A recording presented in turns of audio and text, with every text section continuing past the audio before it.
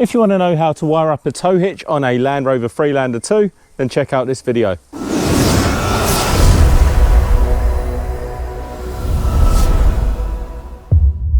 Hi there guys, welcome to another Ross Perry Productions video and welcome to another video on my 2014 Land Rover Freelander 2.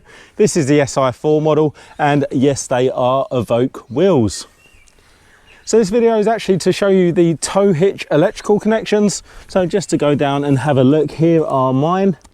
So it's a Heyman Reese tow hitch, which actually has this removable box section, which is super handy because you can get lots of different attachments for that.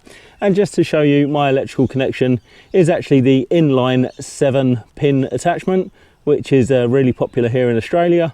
But this is exactly the same process for the round European plugs as well. So Land Rover actually make it really simple for you. And I'm also going to show you a nice little feature that happens on the dashboard when towing. So first off, we're just going to go ahead and open up our boot fully. And then we're going to open up this board here. And then if you didn't know, this red hook here is actually to hook on up there to actually support that board like so. Now we're actually going to go inside where the wheel trough is, remove any stuff that you got like I do. And then we're going to be removing this panel here. So just go ahead and take off this plastic clip down here. Nice and simple to do.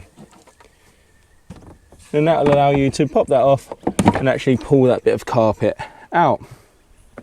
And now we can look inside here. So there's actually a couple of electrical connections here and an ECM as well, which is an electronic control module. But we're not going to need to do anything to that. What we're looking at is this connector here. Now, if you don't have a tow hitch, the likelihood is it's just a connector with nothing attached on this side. So if you just look here, it says Freelander 2 trailer patch, and it's actually a standard patch lead. A lot of the time it actually comes with the rubber grommet, so you just replace the whole lot. And then that goes down underneath the car and comes all the way down to our electrical connection there. So nice and simple to do on this car. There's no need to cut into the wiring for the rear lights or splice into any other cables. Nice and simple to do. And I'll now just jump into the car and show you the feature that happens on the dashboard. Now to show you that little funky feature. So we're in the car, the trailer is attached, the engine's not running, but our ignition is on. And as you can see, I've got a whole load of warning lights on, and that's just because the engine's not running at the moment.